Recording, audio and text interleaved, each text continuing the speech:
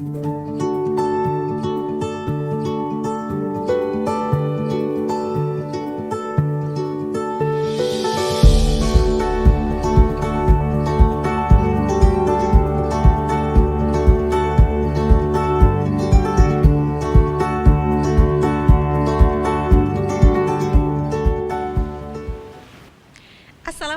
warahmatullahi wabarakatuh. Sahabat PTA, kembali kita bersua dalam acara sosialisasi kewenangan peradilan agama. Dan pada episode kali ini kita akan berbicara mengenai asas-asas hukum perkawinan. Dan tentu saja sudah hadir bersama kita seorang narasumber, yaitu Bapak Dr. Andes Haji Anwar Soleh M.Hum. Assalamualaikum Pak. Waalaikumsalam warahmatullahi wabarakatuh. Sehat ya Pak ya? Alhamdulillah sehat. Alhamdulillahirrahmanirrahim. Hari ini kita mau berbicara tentang asas-asas hukum perkawinan nih Pak. Nah ini biar menjadi pengetahuan untuk sahabat PTA tentang hukum perkawinan di Indonesia, seperti itu ya Pak ya. Dan kalau membicarakan mengenai perkawinan nih Pak, apa saja sih Pak yang menjadi asas-asas dari perkawinan itu? Terima kasih. Jadi perkawinan, hukum perkawinan di Indonesia itu diatur dalam Undang-Undang Nomor 1 Tahun 1974 tentang perkawinan. Di dalam Undang-Undang Nomor 1 Tahun 1974 itu, di sana telah digariskan bahwa asas-asas perkawinan itu antara lain asas monogami, kemudian mempersulit terjadinya perceraian, kemudian calon suami dan istri harus telah dewasa jiwa dan raganya, kemudian asas personalitas keislaman, kemudian lagi ada asas kebebasan mencari pasangan, artinya suka sama suka, kemudian asas kesukarelaan, kemudian lagi ada asas kemitraan suami istri. Itu diantaranya ya Pak ya. Jadi sahabat PTA, kalau perkawinan itu tidak asal ya Pak ya, ada asas-asasnya yang mengatur begitu. Harus ada sukarela, harus suka sama suka juga gitu. Tidak bisa dipaksakan begitu. Ada sebuah proses. Iya, ada sebuah proses untuk sampai ke sana. Kepada perkawinan Iya betul. Tadi dibicarakan oleh Pak Anwar ini ada tentang asas perkawinan monogami, gitu ya.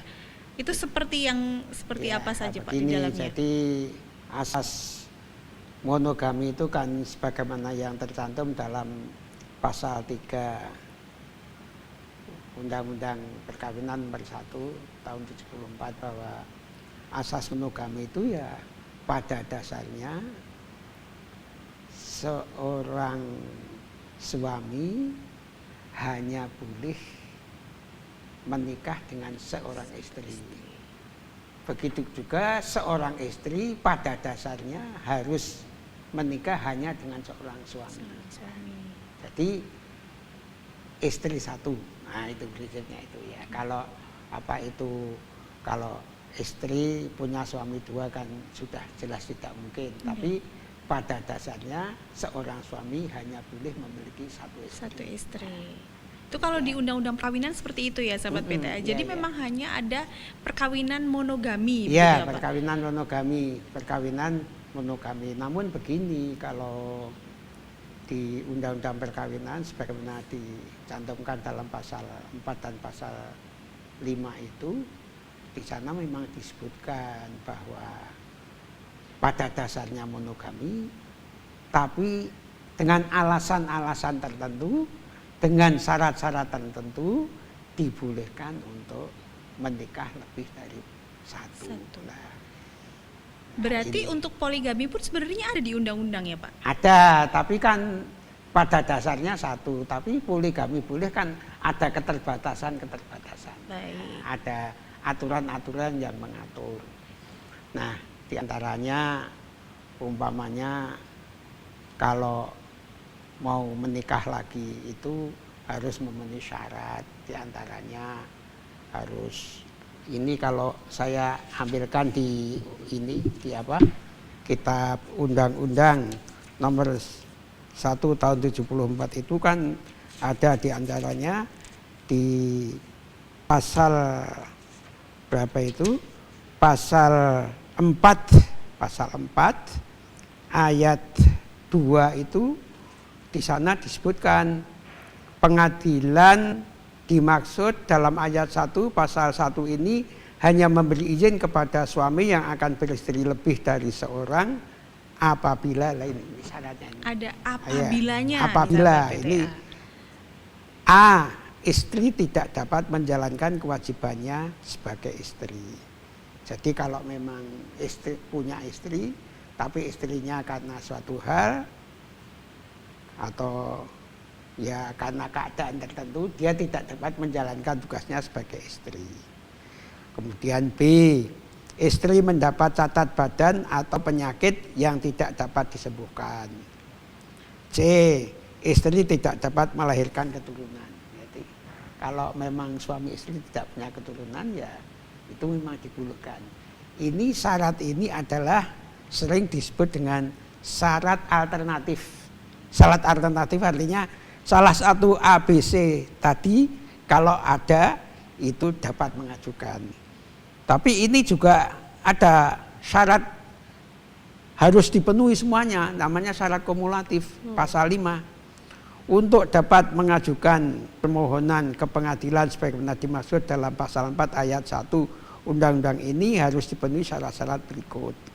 A, adanya persetujuan dari istri atau istri-istri. Nah, kenapa kok ini istri-istri ya, kalau sudah 2 mau 3 ya berarti istri-istri. B, adanya kepastian bahwa suami mampu menjamin keperluan hidup istri dan anak-anak mereka. Jadi di samping persetujuan harus ada jaminan mampu menjamin keperluan hidupnya. Dadi ojo kok karepe arep nikah meneh, tidak, tetapi haruslah dia itu ada kemampuan untuk menjamin keperluan kehidupan istrinya itu. Nah, dan juga anak-anaknya. Ada gitu. Tanggung jawabnya di situ ya. Yang C, adanya jaminan bahwa suami akan berlaku adil terhadap istri-istri dan anak-anak mereka. Jadi biasanya itu praktek di pengadilan ada surat pernyataan. Surat pernyataan. Ya, sanggup berlaku adil. Nah, itu yang susah sebenarnya, Pak. Apa? Iya. Ada surat pernyataannya. Iya, adil. Tapi susah itu, Pak. Lah iya, wong di Al-Qur'an saja disebutkan walan tastatiu anta'dilu abadan walau harustum.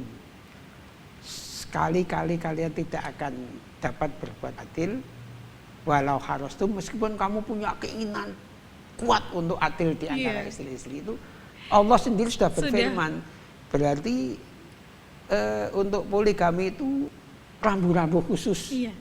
Maka kalau di dalam Al-Qur'an surat An-Nisa itu kan jelas sekali itu. Walan tastatiu fa in khiftum alla tuksitu fil yatama fankihu ma tabalakum minan nisa'i masna wa thulatha wa ruba. Ya. Fa in khiftum alla ta'dilu, ya. Nikahilah kalian 2, 3 atau 4. Loh kok malah disebut 2 dulu? Iya, 2, 3 atau 4. Fa in khiftum alla ta'dilu, lah itu. Fa in khiftum ini peringatan. Nek jika kalian tidak dapat berbuat adil, fawahidatan, satu saja. Satu aja. Satu aja cukup. Cukup. Satu aja cukup. Nggak habis-habis. Iya, satu aja cukup. Jadi di Quran itu jika kalian khawatir tidak dapat berbuat adil, satu saja. Padahal di ayat lain tadi sudah saya katakan yang walan tastatiu wa ta'dilu abadan warastum, kalian sekali-kali tidak dapat bisa berbuat adil. Jadi rambu-rambu dari Allah sudah jelas sekali. Sudah jelas, betul. Bahwa lebih dari satu itu adilnya angel banget. Angel banget itulah. Itu makanya kalau di dalam tafsir Ibnu Katsir itu di sana diterangkan bahwa inna dina qad anjalal maslahatin nasi wa khairihim. Ayat yang ini tadi, ayat yang saya sebut tadi di dalam tafsir tafsir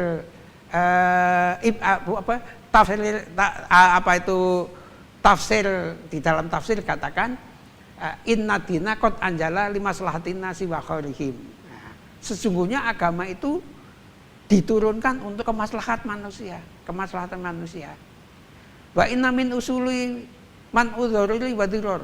Dasar pokok ditetapkannya hukum Islam itu untuk hilangnya yang bahaya dan membahayakan. Nah ini kemudian diterangkan itu di dalam tafsir itu. Inna ta'adduda zaujati muharramun jiddan. Inna ta'adduda zaujati muharramun jiddan. Sesungguhnya berbilang-bilangnya istri, artinya beristri lebih dari satu itu muharramun jiddan, sangat diharamkan. In khifa alla ta'dilu, jika dikhawatirkan tidak dapat berbuat adil. Jadi jelas sekali di dalam tafsir itu bahwa kalau memang betul-betul khawatir tidak beradil, itu hukumnya haram. Jadi undang-undang perkawinan itu sesuai, cocok dengan apa yang ada dalam Al-Quran. Maka asas perkawinan, asas monogami ini sebetulnya juga sesuai dengan apa yang dimaksud dengan Al-Quran di dalam surat An-Nisa. Iya, gitu. Betul. Dia menyebutkan asas monogami karena merujuk Pak pada Al-Quran dan juga Al-Hadis. Nah ini dapat dilihat di dalam tafsir Al-Manar. Tafsir Al-Manar sebagaimana yang saya sebutkan tadi. Dan juga di dalam tafsir Ibnu Katsir juga sama isinya. Ya, di dalam tafsir Al-Manar begitu, di dalam tafsir Ibnu Katsir juga begitu. Artinya apa? Artinya kebolehan daripada menikah lebih dari satu itu harus dalam tanda petik. Boleh tapi dengan syarat ini sehingga tidak dengan mudah orang itu melaksanakan poligami. Nek panjen siji wis cukup satu saja. Ora sah meneh. Demikian saya kira cukup. Ya. Assalamualaikum warahmatullahi wabarakatuh. Ya, waalaikumsalam warahmatullahi wabarakatuh. Demikian tadi sahabat PTA pembahasan kita mengenai asas-asas perkawinan di Indonesia berdasarkan hukum undang-undang perkawinan di Indonesia. Semoga bisa bermanfaat untuk sahabat PTA semua.